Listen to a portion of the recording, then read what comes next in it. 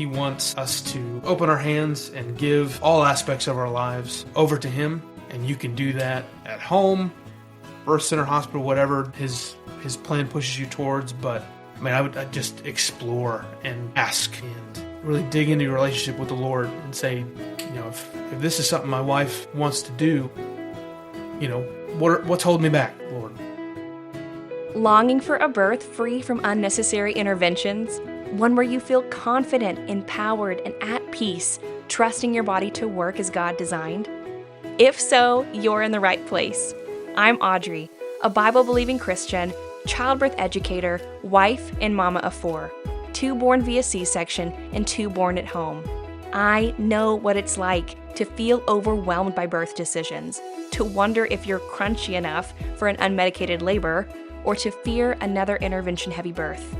But with education, practical tools, biblical encouragement, and most importantly, by trusting the Lord, you can prepare for a natural birth with clarity, confidence, and even joy, and I'm here to help you do just that. So grab your water bottle, settle in, and let's prepare you to trust God's design for your body, your baby, and your faithful labor. Well, hey everyone, here it is, the bonus episode I promised from last Wednesday. And it's a special one to me because I got to interview my husband. And it was such a blessing, just in general, to get to have this full-on focused conversation with him. We're so used to chasing little ones all the time when we're together at the house. But it was really special to just get to sit down face to face and talk about one of my personal favorite topics. And I think it's kind of low key become one of his too, which is birth. And I loved getting to hear his insight and hear kind of his arc of going from watching me birth in this very highly medicalized setting in the hospital, having C-sections, to now being my greatest supporter in our last 2 births that were here at home. And I loved getting to hear just how the Lord has changed his view of birth, how he has grown in his affection and interest in my body, and how God wisely created it to have babies. And I really valued the overall encouragement that he offered other dads that might be listening to this podcast of remembering who is actually in control of the labor process of pregnancy, labor, postpartum for their wives, and in the actual bringing this new precious life into their families. And it's the Lord himself, and keeping that as the primary, the most important thing, and reminding dads and moms to continually be praying, seeking the Lord's will in where they have their babies, how they have their babies, but then also throughout the entire labor process itself, handing it over to the Lord, praying through your fears, praying for your wife as she is laboring, praying for your baby as they are partnering in this dance with mom to come into the world. And I really enjoyed hearing his encouragement to dads on that front, and I hope that you do too. But before I go on and share our conversation with you, I have a couple of quick housekeeping things to discuss.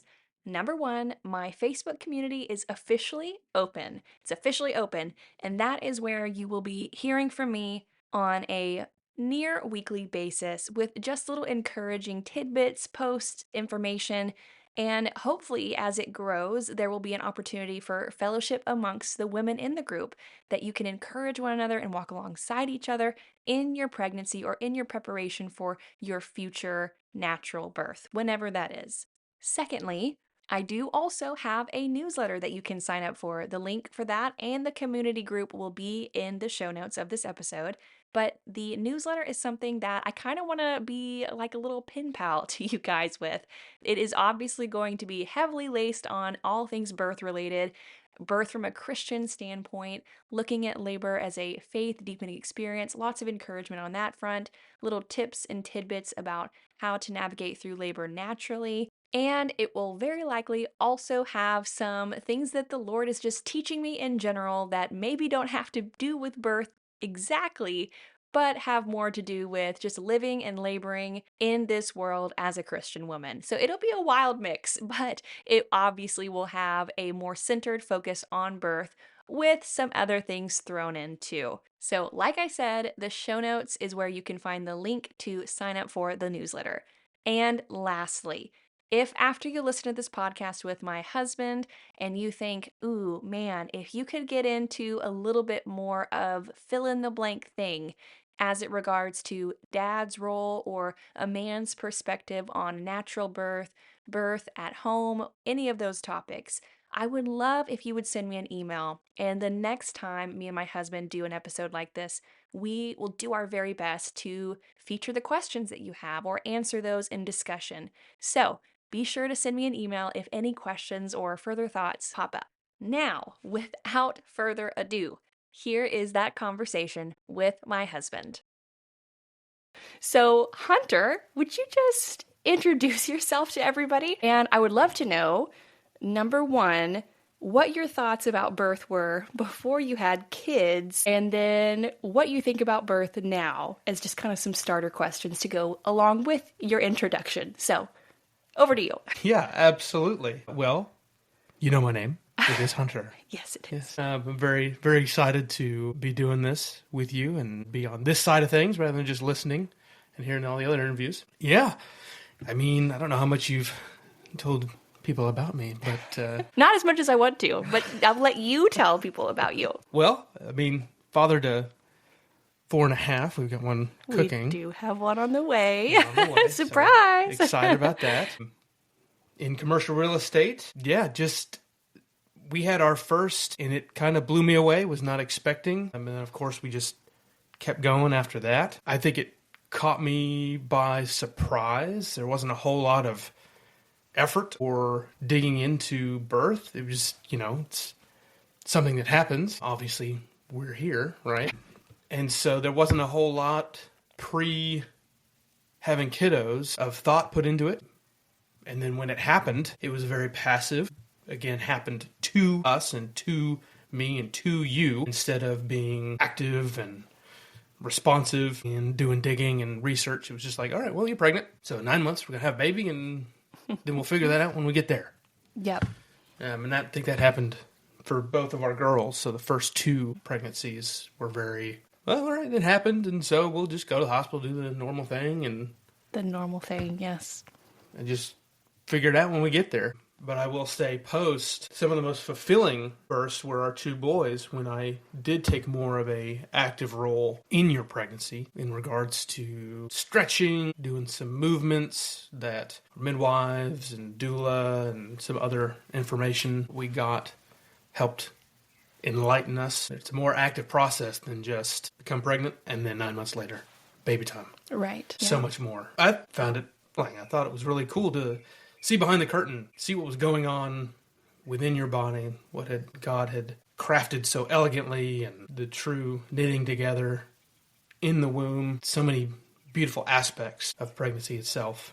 And then giving birth, all of the crazy stuff going on within your body. Knowing what was happening at certain times, be it the midwife saying something and picking up on, oh yeah, I remember they mentioned this was going to be a part of it, or if the doula was saying, okay, so now she's here, and say this, realizing, okay, we're moving along. It was just cool, and that just may be my personality, but I think it was really cool to be an active participant in helping you through pregnancy and birth and welcoming our kiddos into the world instead of letting it just happen to us. And doctors and nurses are in the delivery room are great people, great at their jobs, but I don't know, I like to be on the side of... A little bit more involved, maybe? More involved. Yeah. So what I'm hearing from you is with our first 2 births, or before we had kiddos, specifically with our first birth, you felt more passive. You felt more like, well, got married, did some stuff, baby started coming, and here we are, it's happening to us. And then with the latter 2 births with our boys, you felt like, okay, I'm an integral team player. Like, I have a role here. There is a purpose to me beyond just getting a baby started. I'm actually able to be a part of the getting the baby here, and my role can matter, and I can be active and involved. Yeah, I think that is more your personality, too. I saw just a general shift in you from when we were having the girls in the hospital. You just really... It was nothing against you, but you just didn't know. I didn't know how to really have you help me. And so you really were kind of just there, not necessarily a bump on the log. Like you were always near me, trying to support me, trying to encourage me, remind me to have faith. But there was definite shift from that to our home births where you were my rock. Like you really were such a strong encourager and advocate for me. And it's because you'd been educated. You know, we had a doula at that point. We had some very involved midwives. You had gone to birth classes with me. You'd been a lot more involved in my education process. Therefore, you were getting more educated. So you felt, to me, a lot more sturdy as my rock. Whereas in the first two, you still were that, but you didn't have that same backing in education and confidence, I would even say. So I definitely see that too, and I agree. So let's go back to your intro, though. It was very lackluster because you're pretty amazing in my book, and you just said, my name's Hunter, and I do commercial real estate. Well, what else? What else is there? Father of 4.5, right? Well, you did say that. I'm sorry. Not a total lackluster introduction, but I think there's a lot more to you. So I'll do a better introduction for you, or more, I will say a better detailed introduction. Sure. Okay. You can go ahead and do that. Great.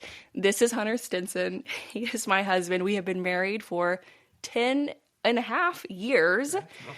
And before that, we were dating for 3 years. We are, I guess, in a sense, high school sweethearts, if you count, the last 2 months of my senior year.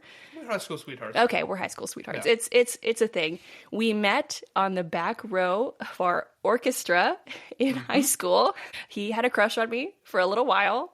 And yeah, a little while. a little while. And then he finally started pursuing me. When I was a senior, he was a junior.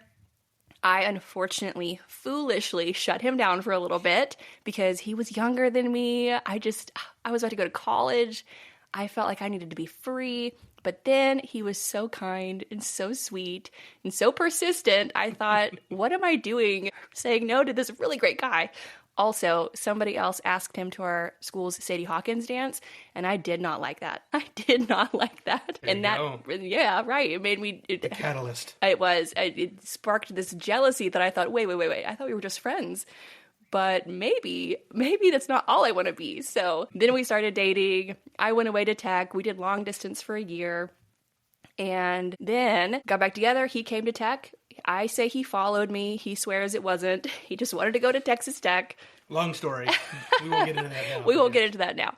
Yeah, we have been together ever since, and it's been a blessing. There's been lots of growth and sanctification, and marriage is a beautiful, hard, refining tool, similar to birth, in the sense that there's a lot of work and effort, and can be some discomfort behind it, but it leads to something beautiful and glorious. And we're so thankful. I'm so thankful that we're married, babe.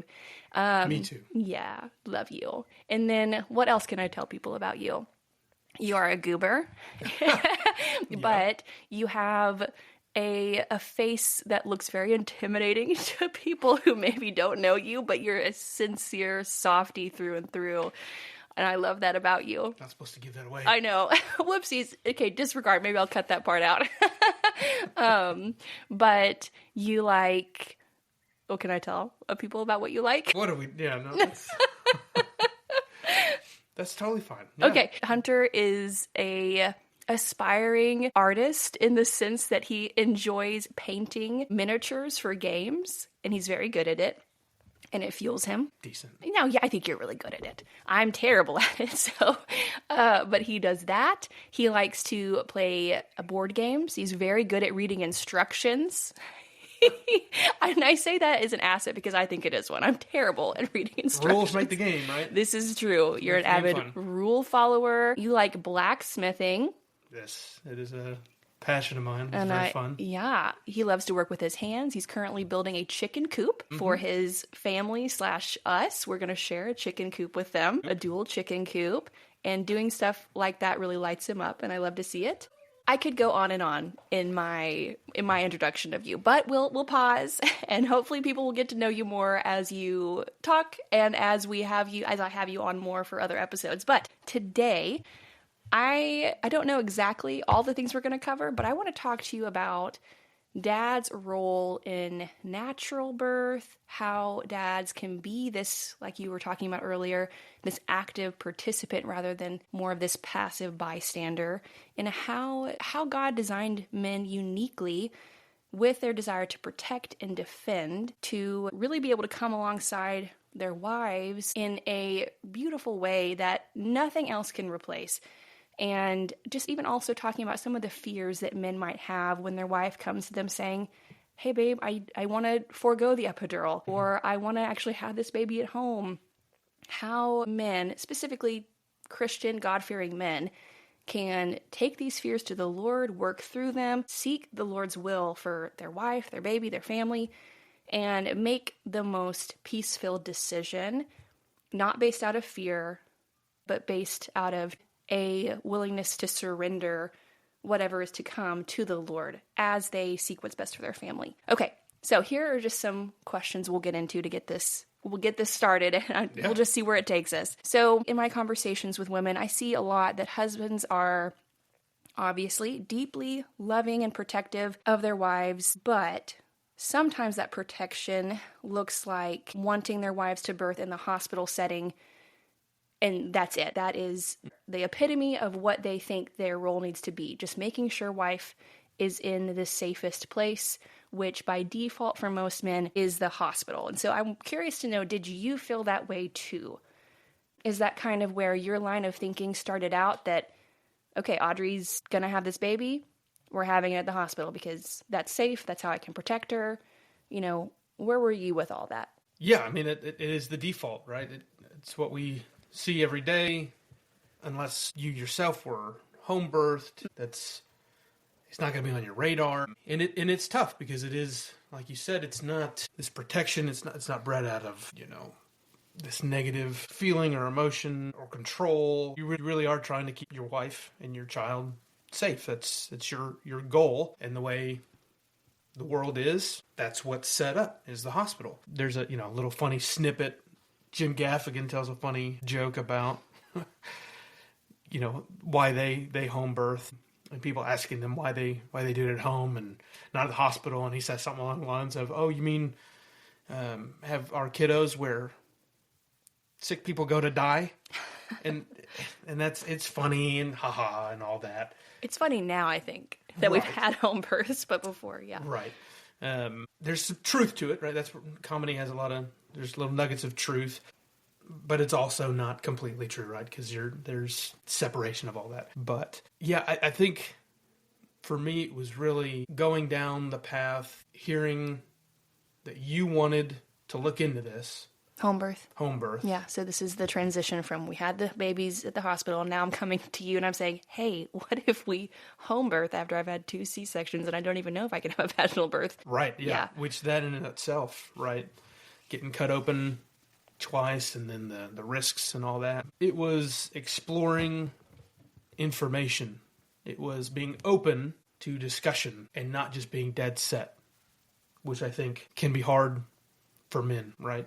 Because they have a desire to fix things, or they have one vision of how they can best protect their family, and then when that kind of gets derailed or plans change. Throw in variables. You want to keep it as simple as possible, I think. And when you're in protect mode, you don't want to have everything coming at you and thinking, well, if it's at home, then what's the distance to the hospital? What's, what could go wrong? If you're already there, then you could be safe there, right? Because everything's already there. But just being open instead of just being closed-minded. It was me being open to, all right, well, let's discuss.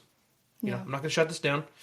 I'm going to talk to some experts in the field, talk to who we may be working with, and just see what their stance was. I think a really big weight lift, a lot of prayer, of course, absolutely. Right. I mean, that goes without saying. Yeah, so much. But a huge weight lifted off the shoulders for me in this was talking to the midwives, hearing their spiel, right? They're selling themselves and how well things can go. But the biggest thing that stuck out to me was they're always looking 4 or 5 steps ahead. And when they said, okay, it's time to go to the hospital, if that was to happen, right, then there were no questions, right? It's their word. There would be moments that they discussed saying, do you want to try this? Do you want to do this? And we're kind of open to, yeah, we can work through some things and maybe have some variables. But as soon as they would say something definitive like, okay,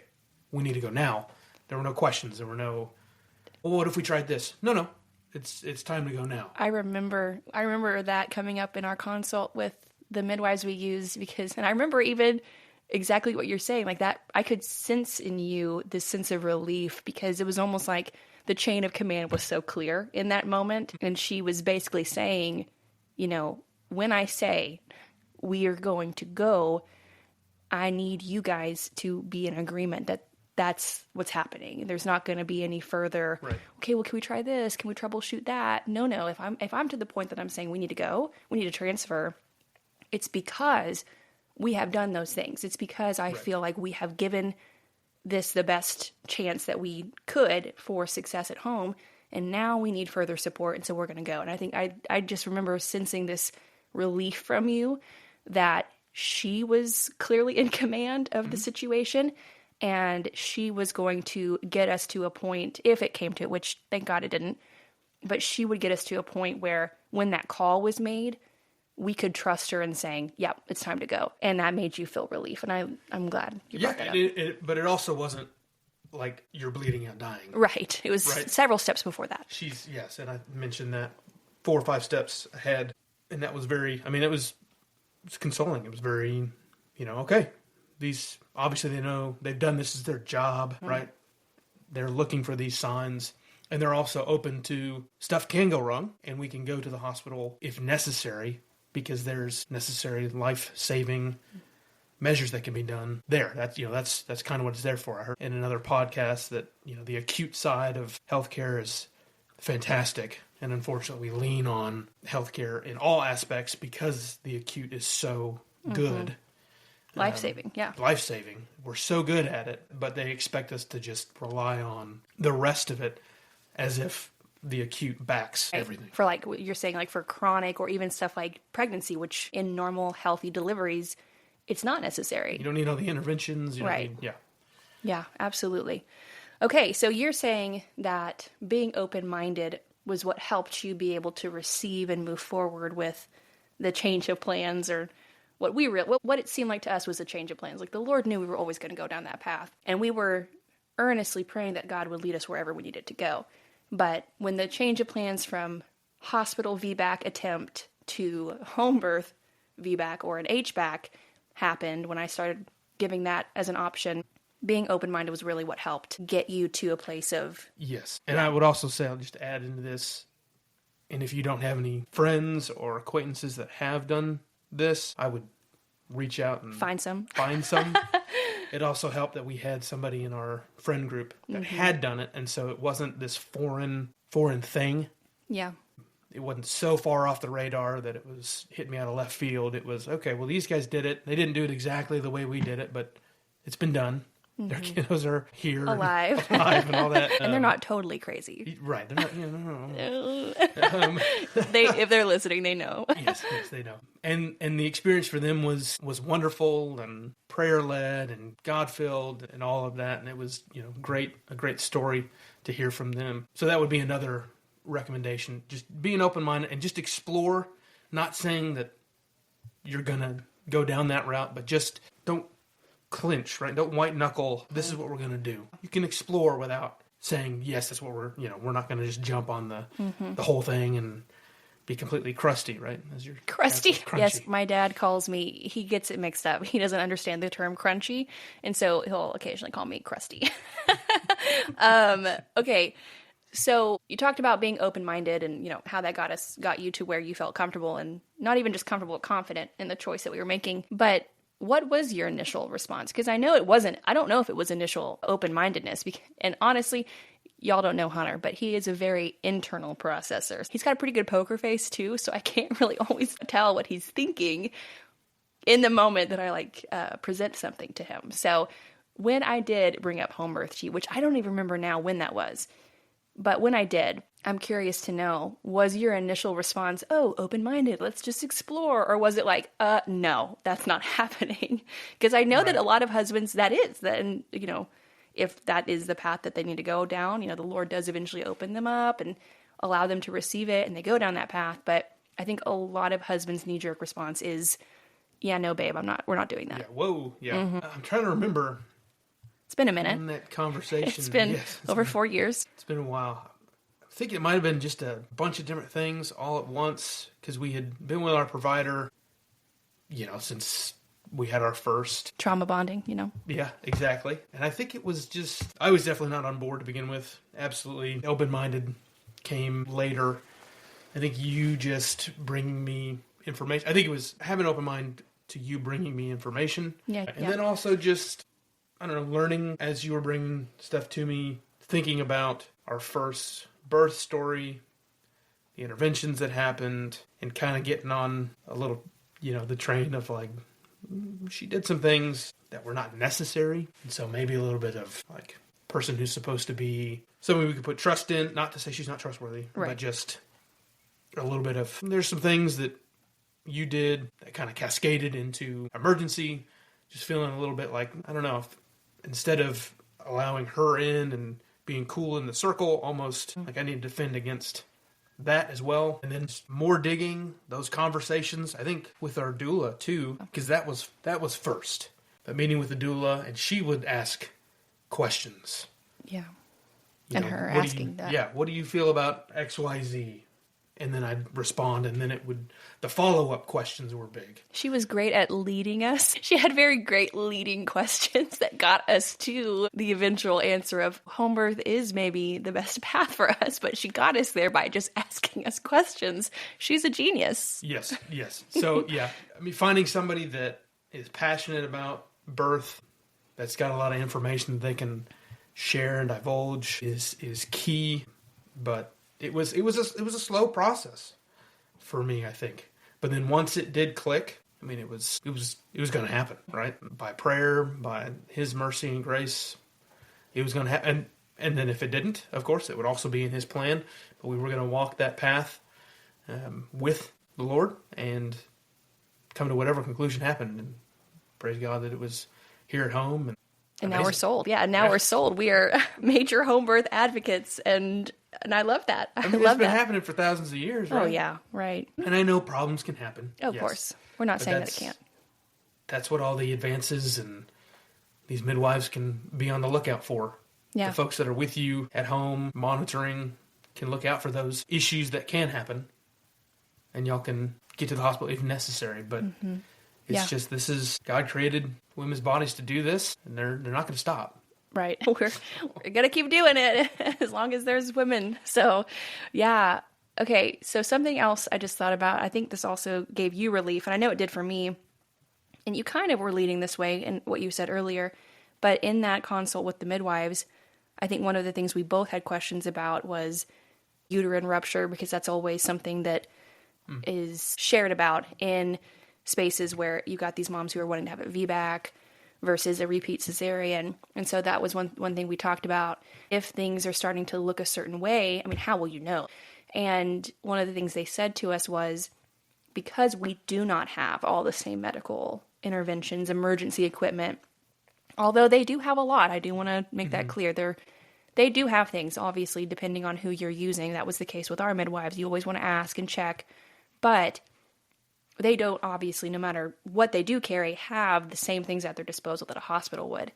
And so one thing that the midwives said to us to help calm our concerns was, we have been trained by watching so many undisturbed physiological births to be able to see problems or things that are kind of moving outside of our control to help and offer interventions for well before it becomes an actual true emergency. And I know that made me feel a lot more relieved to know that they were able to see, like you were saying earlier, several steps before it becomes a true problem. And most of the time when transfers happen in home birth settings, it's happening well before you're needing to get rushed in for an operation or some sort of C-section type procedure. And so when they're getting us to the point of saying, okay, it's time to transfer to the hospital, that can sound scary. But even then, that doesn't usually mean because, oh my gosh, the emergency is happening right now. It's because they're seeing things that look like it's going to be moving outside of their scope, that they will need higher interventions for. So I loved that too. All right, so now let's talk about some practicals. So a lot of dads want to support their wives, but they just genuinely don't know how. What were some things that you did, or maybe wish that you had done, in referring to my first 2 pregnancies, but what were some things that you did to support me during pregnancy? And then also, what did support look like during labor? Like emotionally, spiritually, physically? Yeah, I think a big one that was different between, the first two and the last 2 was those birth classes.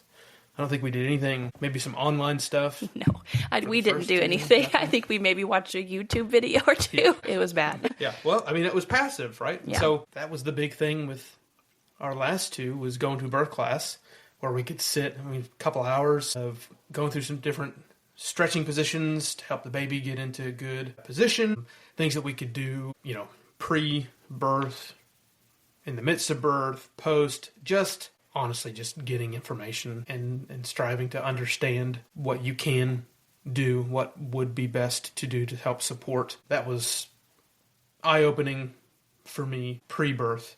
And then in the midst, if you can get a doula, I recommend, because they can be fantastic. Just the wealth of knowledge and expertise and experience that they have in the midst of births is just great. Got a really funny story about for Dean, our third, so our first home birth, after he was born, and we were, enjoying these moments post baby. Yeah, in our bed, undisturbed, Yes, alone, while they great. were cleaning up all the other birth things in a different room. Audrey said something along the lines of, you did so great. You were telling me all the things I needed to hear. In those moments when I'm hunkering down and all I can feel or hear is your voice or the contractions or, baby moving. You were saying all the right stuff. And, I could have had my moment of glory and said, yeah, that's right. I do know. I said all the right things because that's who I am. I'm perfect. No, I had, the doula was there as she was doing different things. She would say something, breathe out here, or low noises, or squeeze here, or push here. And I would just I was just playing phone tag, just reiterating, hearing it, and putting it right into your ears. It was good. It didn't feel, like she was the main support or the main, person that Audrey was relying on. I was able to be that for her, but I was able to have that support on the side. Mm-hmm. If I'm in the midst of something, forgetting, because it's crazy. It's, life is happening. It's a very powerful experience. And so to have somebody who's outside of that gently either correct or guide or say something here or there, or deal with kids if they wake up. It was great. It was great to have somebody who had experienced it before, obviously, so many births, just be there as a guide so that I could put all energy into support and have that foundation be very sturdy so I could be the rock for you in that. And you were. That's the coolest thing that I try to emphasize when I've got couples that I'm talking to that are considering a doula, but then the husband is kind of concerned because he thinks that the doula will take his spot because he wants to be involved and he wants to be the supporter. I hope, at least, that I am offering a rebuttal that calms them when I tell them that the right kind of doula is not going to be asking for the spotlight to be shown on them. The right kind of doula is going to be basically coaching the husband, and I think that's what she was. I think she was your birth coach. She was like in your ear. She was kind of, I think about when you're gonna be so proud of me, a football game. I'm giving an analogy with football. Sports ball. Yeah, sports ball. But I kind of think about, with the coaches on the sidelines and they've got their little mics and headphones on, and, they're always putting their like little play card in front of their mouth so you can't see what they're saying. But it's almost as if she was doing that. She was on the sidelines and you were on the field. Like you were in it with me, and she was giving you plays like, all right, so we're going to go around here, and then we're going to kick the ball over there, and you're going to tackle him over here. Except it was more like, okay, I want you to do hip squeezes now for this next contraction that she's about to have. Or she would even say like, I don't even know, so many things, so many helpful, calming things and reassuring things, but like, you're doing great, Audrey. You're doing so great. Keep your voice low. And you would just parrot whatever she said, but I didn't hear her say it. And so I'm just thinking it's coming straight from you, which is why I gave you that compliment of like, wow, babe, you did so fantastic. And you were so humble to point it back to Laura, our doula, and say, no, it was actually Laura who just told me what to do. Right. But it didn't matter. It really didn't matter. I knew that you would have said those things if they had come to your mind naturally. Right. And I was being and feeling so supported and loved and cared for by you, even if it was coming from her coaching for you. So definitely want any dads listening or any moms listening who have been concerned about wanting to hire a doula, but then, how's that going to affect their husband's role? The right doula is going to empower your husband to be an even better birth coach, birth guide, birth partner to you. So just consider that. They are a very valuable asset to any birth. Okay, so I have another question. I have lots of questions. Yes, you do. Yeah. How did you feel watching me labor with the boys versus with the girls? Because, I know we've talked about this, passive versus active, and, the education part of it being totally different, but I know that some men just say it's just so hard watching my wife in pain or, in discomfort, and I just can't save them. And men, by God's amazing design, they're these fixers, they're these problem solvers, they're, like we've already said, protectors, defenders. They don't want to see the person that God hardwired them to care for suffering. And so, how was that for you in both those births, and how did maybe education or better knowledge and coaching help equip you to observe me in birth, knowing that I was made to do this? Yeah, for the first two, very passive. Started having contractions, made it to the hospital, everything was going great. Again, just passive, nurses coming in, doctors coming in and out, telling us stuff, basically just talking at me, at you, and then that turned into interventions, into emergency, and then Adley, of course, our second, was just planned. So it's like, all right, well, we're just going to, no need to do anything, just going to show up and have a baby, right? Yeah.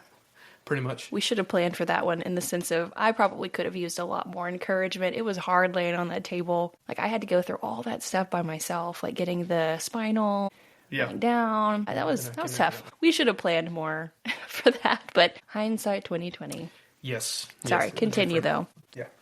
For our last two, for the boys, with all the new information and just being open-minded, you going down your journey of learning about birth and your body and how God made you, shifting the thought process of pain away from the Hollywood, let's just scream and bear down and push and do things suboptimally, and instead look at things as it's a muscle doing what it needs to do. Just like working out, wearing yourself out, cramping, exerting yourself can be, air quotes, painful. Your body's doing stuff. And so knowing that things are moving forward the way they should be and being able to tell, okay, transition's happening or whatever the next stage is happening, and knowing that it's progressing correctly eased my fears and concerns, because just not knowing is the biggest thing for me, at least. And so much prayer and support. For Dean, we had our community group at 4 a.m. come out and pray outside our home. So it was just, there was so much that alleviated the concern for what was going on. So much just placing it in the Lord's hands. That's the biggest thing, right? Just no more white knuckling, grasp and hold. This is going to happen the way I want it to happen. But instead, just completely offering it up to God was really what made it such a beautiful experience. I really agree. And I think I know that's definitely part of why our home births, I have just felt immensely closer to the Lord in general. But then I've experienced this faith deepening, kind of like these Ebenezer stones of remembrance when I think about my births now, of how mightily God showed up and provided for us in ways that we in some ways that we didn't even ask for, we didn't even know to ask for, and then abundantly, obviously, in the very specific ways that we did ask for it. And I just think that's amazing. Okay, so now I am curious to hear what you have to say to this. What would you say? And I have an idea because you've said it to dads before that I have like referred to you to ask questions. But what would you say to a dad who is saying maybe, I just don't feel comfortable with a home birth? Specifically, if they're a Christian dad, what would you say to help them press into this from a faith standpoint? Yeah, absolutely. I think we've hit on this a lot already. So much prayer. I think finding, obviously, I've been through it, so that could be that point of contact to discuss and just go through what went right, what felt, fearful, what concerns that I had, just being open, but finding somebody to discuss and really dig into the whole process. Prayer again. I'll say that every other time. Let's just repeat that, right? Because home birth isn't always the right choice. Right. Yeah, absolutely. You got to pray about it. You need to pray about it, and you need to have, again, an open hand saying, this is what we want to do. We want to explore this. If it's possible, please let it happen. But also, if things are not to go this way, give us the discernment and the action to go where it needs to go, be that hospital or birth center or wherever, to make it happen and to preserve the life of mom and baby, happy, healthy, but with His will. And then just finding people that are in the field to talk to, get the information, dig in, see the beauty of childbirth, and really dig into what it means when David talks about being knitted together in your mother's womb. It's such a cool process from beginning to end, all the intricacies and the developments of the baby and how big they get and what develops first and how they're involved in the birth process itself. And how they're involved in the birth process. It is mama and baby working together in such a beautiful dance. And so there's so much that, yes, interventions can help save both mom and baby, but there can be some that interfere with that dance and maybe speed it up or get out of step. And so letting God's design work out as closely to what He intended as possible is really, really the way to go, in my opinion. Yeah, definitely. No, I love that. So I think what I'm hearing from you kind of just throughout this whole conversation is the dads, the husbands, they don't necessarily need to work to be the hero of birth. It's mostly important that they're able to be present, available, steadfast in faith, the rock, the encourager, and willing to lean into the process of birth with their wives, with the mom-to-be. That's so crucial, that there's not this white-knuckle grip on controlling everything, but rather a sense of surrender and a willingness to relent the sense of control and like, I'm the provider, I'm the defender. And yes, this is true, but then also there is one who's greater than even you. Yes. And that's the Lord. And He cares more about your wife and baby than even you did for me, or these husbands that are maybe listening, they do for their wives. And there's such a beautiful surrender and certainty and confidence that comes with, we have sought the Lord in this. I am leaning on His strength as she leans on me for strength. And there's just this beautiful trickle down of safety and security that comes when the husband is able to lean into his role as provider and protector of the family, especially in the birth scenario. Do you feel like birth has been a faith-growing experience for you even? I know we really focus on women, obviously, because they're the ones who are physically doing it.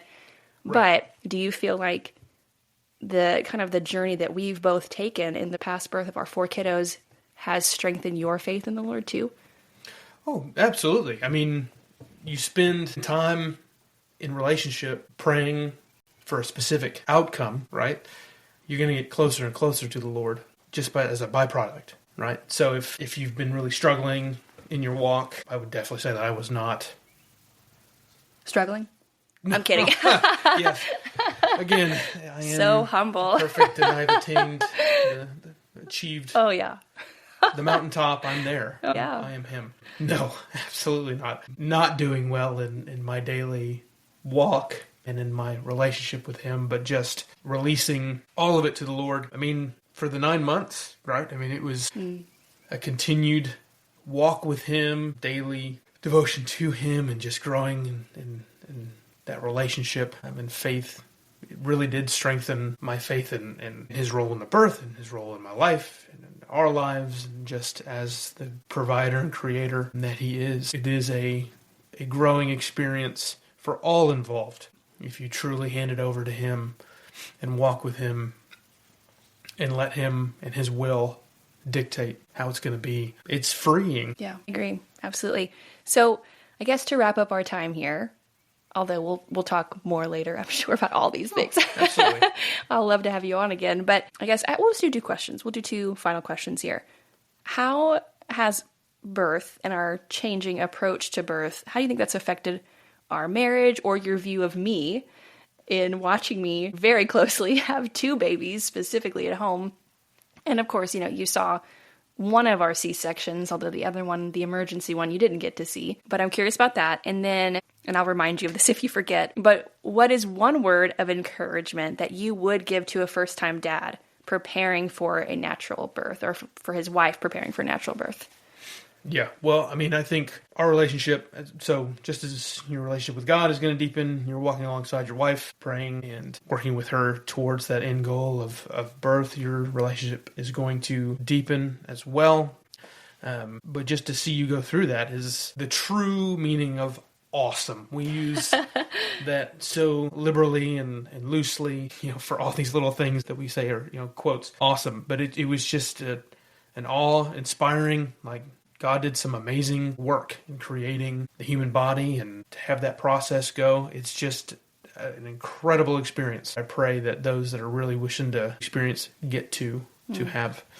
And then a word of encouragement, I would say hospitals have not been around for forever. Like I said earlier, it's been happening for thousands of years. It's how God created the human body to function. So while, yes, we live in a fallen and broken world and terrible things can happen, he wants us to open our hands and give all aspects of our lives over to him. And you can do that at home, birth center, hospital, whatever his plan pushes you towards. But I mean, I'd just explore and ask and really dig into your relationship with the Lord and say, if this is something my wife wants to do, what's holding me back, Lord? What can I work on with you? What can you alleviate or show in me that I can hand over to you? What can you make adequate in me by your strength? To just really lean on him. Yeah. That's good. And I think even with that too, no decision needs to be made out of fear. Whether it's, in the case of people who are choosing home birth because they're so afraid of the hospital, right? That doesn't need to be where that motivation is either. But obviously on the other side, are we choosing to birth at the hospital out of fear of home birth? That needs to be assessed as well on both sides, because decisions made out of fear are not decisions made out of trust in the Lord. Mm-hmm. You can't do both. If you're claiming to trust the Lord, but then you're being motivated by fear, there's some work there that the Lord wants to unpack with you and reveal to you and grow in you. You still may end up choosing not to have a baby at home, and that might be right and good. But the motivating factor to not do that shouldn't be fear. Yes. So I love that, babe. You just showed everybody why you're my favorite person in general. And so I just love you. I'm so thankful that you came on and we got to have this discussion, and hopefully we'll get to have more. And the accommodations have been great. I appreciate it. Yes, in the corner of our bedroom, just a little table. Yeah, no, and I'm hoping that if anybody listening has further questions that they'd like to ask, that they would send me an email, and we can definitely put those in the notes for our next interview to tackle. So, yeah. Well, thank you guys for tuning in, and that's all we've got for you today, and I will catch you next Wednesday. Bye! Bye-bye! Thanks for joining me today, friend. If you were encouraged by or learned some new helpful nugget through listening to today's episode, the best way to let me know is by leaving a written review on Apple Podcasts and sharing the show with a friend. Taking 30 seconds to leave a review and share an episode might feel like no big deal, but it truly means so much to receive your feedback and know that this podcast is getting out there to more mamas who need it. Before we part ways until next Wednesday, I'd like to pray Ephesians 3:20 over you. Now to him who is able to do immeasurably more than all we ask or imagine, according to his power that is at work within us. I pray that God would be mightily glorified through you as you seek to honor him with your faithful labor. Amen, and God bless.